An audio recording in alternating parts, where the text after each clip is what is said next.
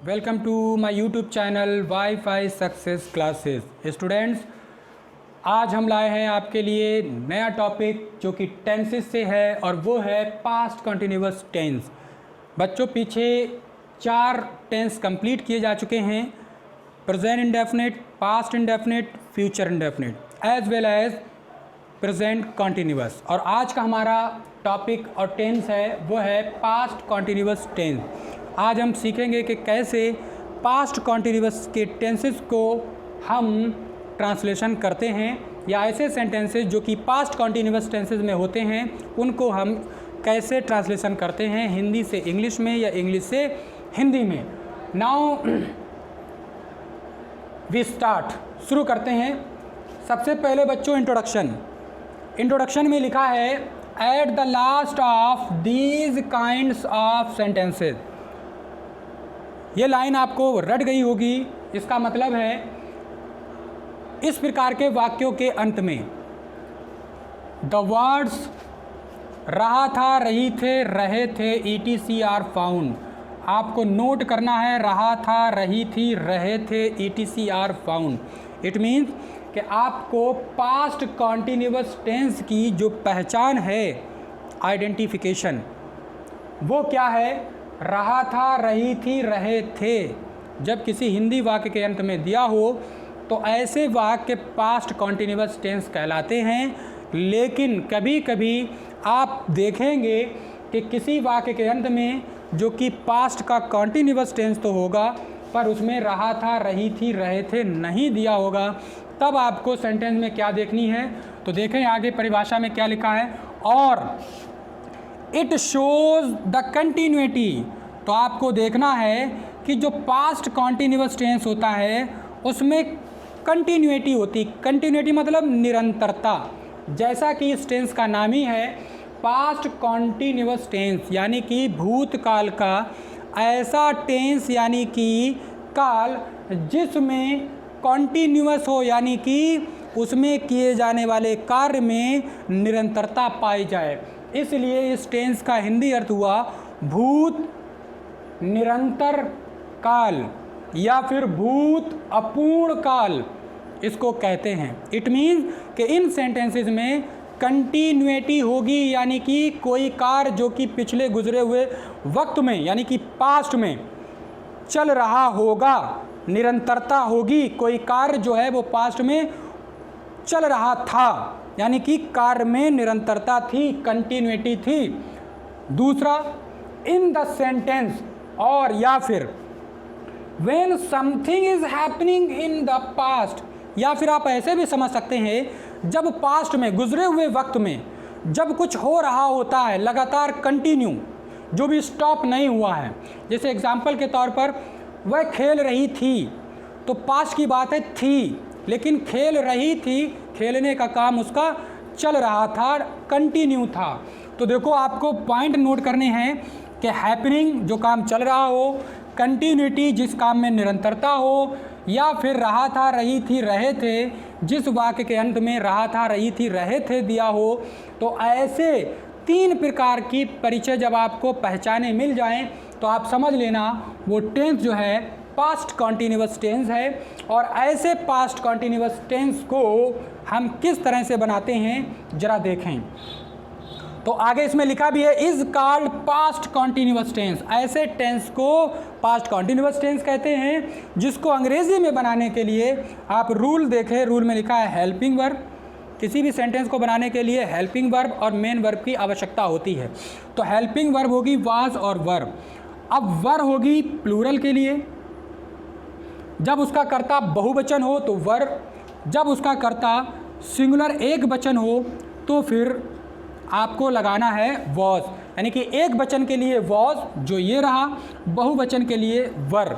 इसको बोलेंगे वॉज ना कि बाज, वॉज वर। और जो मेन वर्ब है वो आपको लगानी है वर्ब की फर्स्ट फॉर्म और पीछे से उसके जोड़ देनी है इंग, जिसे आप कहते हैं ING फॉर्म लगानी है आपको। और किसी भी सेंटेंस को बनाने का अपना कोई एक स्ट्रक्चर होता है जो मैंने आपके सामने लिखा। और स्ट्रक्चर है कि सबसे पहले आप सब्जेक्ट यूज़ करें, उसके बाद वॉज या वर ये सब्जेक्ट देखकर, अगर ये सब्जेक्ट एक वचन है तो वॉज और बहुवचन है तो वर लगाएं। उसके बाद आपको वर्ब की फर्स्ट फॉर्म में इंग लगाकर, जिसे आप आईएनजी फॉर्म कहते हैं, उसका यूज़ करें और फिर उसमें ऑब्जेक्ट लगाएं और बचा कुचा पीछे से जोड़ दें। और आप आगे देखें कि एक नोट पॉइंट करके कुछ लिखा गया है। नोट में लिखा गया है कि कुछ वर्ब्स होती हैं जैसे कि स्टैंड खड़ा होना, सिट बैठना, वियर पहनना, लाए लेटना, स्प्रेड बिछाना या फैलाना, कीप और पुट रखना, और एक और याद आ गई हैंग लटकना, और भी होती हैं। तो ये कुछ ऐसी मुख्य वर्ब्स हैं जिनको जब आप अपने हिंदी सेंटेंसेस में यूज़ करते हैं तो इनमें आपका ये जो रहा था, रही थी, रहे थे नहीं लग पाता है। इसमें रहा था, रही थी, रहे थे नहीं होता है, बट उसमें कंटिन्यूटी होती है। वाक्य में ये कंटिन्यूटी होगी या हैपनिंग यानी कुछ हो रहा होगा। तो कंटिन्यूटी और हैपनिंग का पता चल जाता है तब ऐसे सेंटेंसेस जिसमें स्टैंड, सिट, वियर, लाए, स्प्रेड, कीप, पुट और हैंग ये शब्द आए हों, खड़ा होना, बैठना, पहनना, लेटना, बिछाना, फैलाना, रखना, लटकना और लटकाना, तो ये रहा, रही, रहे के साथ नहीं आते, परंतु ऐसे सेंटेंसेस भी पास्ट कॉन्टिन्यूअस टेंस के ही कहलाते हैं और होते हैं। इसलिए इनको बनाने का भी नियम सेम होता है, जिसमें आपको हेल्पिंग वर्ब, वाज वर्ब और I N G form, it means verb की फर्स्ट फॉर्म प्लस इंग के साथ में वाक्य को बनाना पड़ता है, जिसका स्ट्रक्चर आपके ये सामने दिया हुआ है। तो बच्चों, किसी भी टेंस को सीखने के लिए आपके लिए 3 से 4 चीज़ें मोस्ट इंपॉर्टेंट होती हैं। To learn any kind of the tense or uses, there are requirement of 3 or 4 things to be learnt.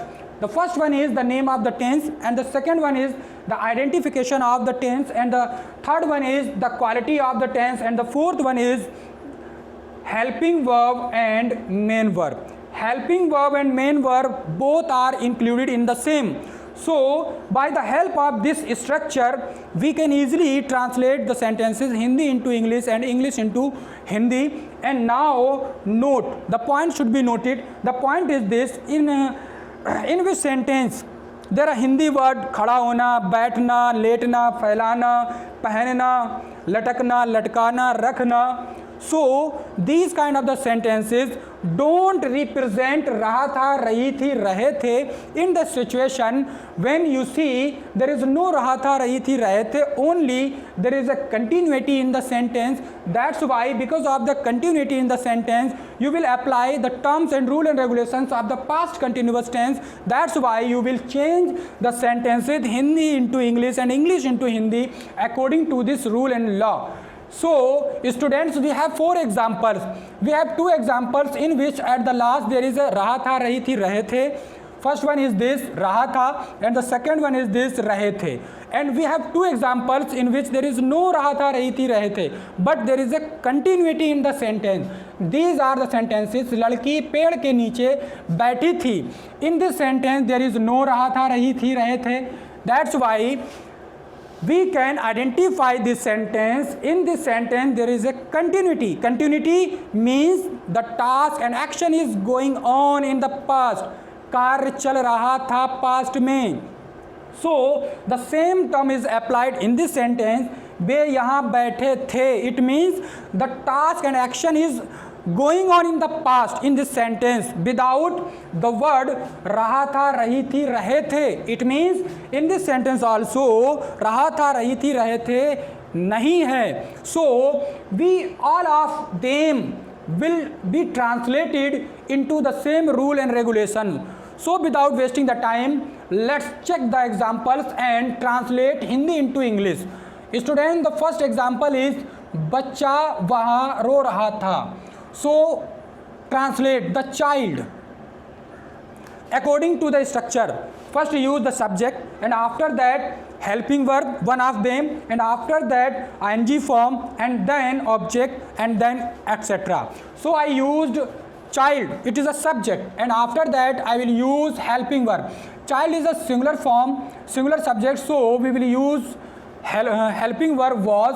The child was, रो रहा था, weeping there.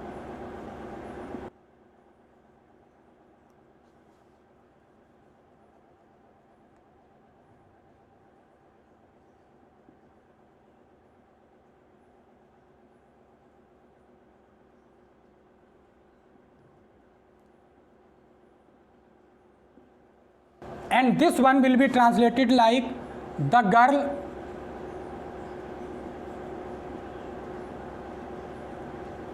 was sitting under the tree. And the third one will be translated in this way, they. There is a plural form, that's why we will use here were. They were bathing into the river.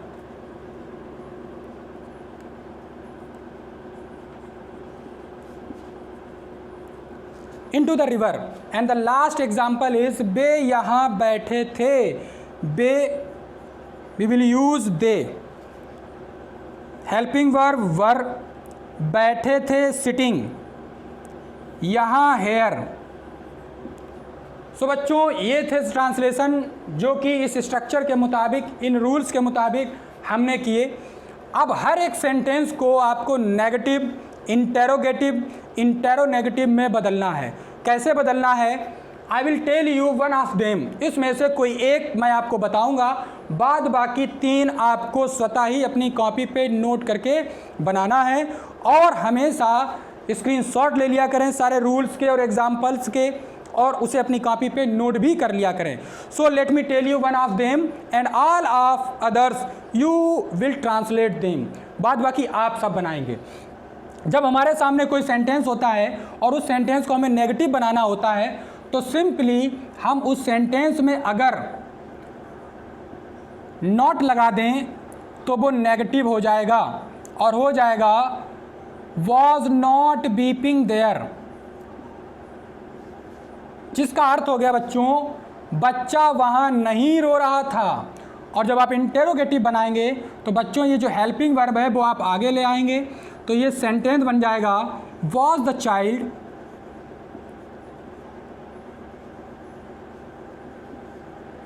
Weeping there question mark. और जब आप double interrogative बनाएंगे तो आप इसमें कोई भी एक word why, when, where, which, what, who, how use करने के बाद ये ऊपर वाला सेंटेंस पूरा सेम टू सेम कॉपी कर देंगे. तो ये बनेगा इस प्रकार से, you can see weeping there. तो आपने देखा ये 4 बन गए. अभी भी इनको 2 बनाया जा सकता है. कैसे बनाया जा सकता है? ये जो इंटेरोगेटिव के 2 सेंटेंसेस हैं, यदि आप इनके ये सब्जेक्ट द चाइल्ड के बाद अगर आप नॉट लगा लें तो आप इन सेंटेंसेस को 2 और बना सकते हैं, जो क्या हो जाएंगे, was the child not weeping there. Next होगा वाई वॉज द चाइल्ड, यहाँ पर नॉट वीपिंग देयर. तो इस प्रकार से एक सेंटेंस को आप 6 सेंटेंसेस में बदल सकते हैं. You can change into 6 sentences. So एक मैंने बना के दे दिया, 6 में बदल कर दे दिया. आपको ये वाला और ये वाला आपको 6 सेंटेंसेस में बदलना है, आपको नोट डाउन करना है. तो बच्चों कैसी लगी आपको आज की हमारी ये class? I hope so you would have liked my videos. If you liked my videos then I request to you to subscribe my channel, share my channel and videos to your friends who are in high school, intermediate and doing the competition courses and preparation, and like my videos as well as give a comment in comment box to give me suggestion to encourage me. That's it. Have a great day.